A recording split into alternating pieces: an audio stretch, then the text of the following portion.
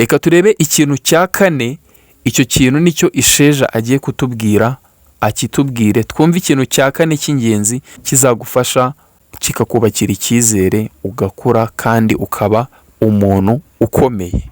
Hanyuma ikintu cya kane kizagufasha mu kwiyubakira icyizere, gutsinda ibigeragezo. Imbogamizi zizamo mu byo uri gukora ukazitsinda, bikomeza kuguhereza imbaraga zo gukora ibindi, bityo ukiyubakira icyizere muri wowe cy'uko ibyo ukora ari byiza kandi ugomba gukomeza. Miss Isheja aragira ati gutsinda imbogamizi ni ibintu bizagufasha kandi bikakubakira icyizere mu buzima bwacu bwa buri munsi.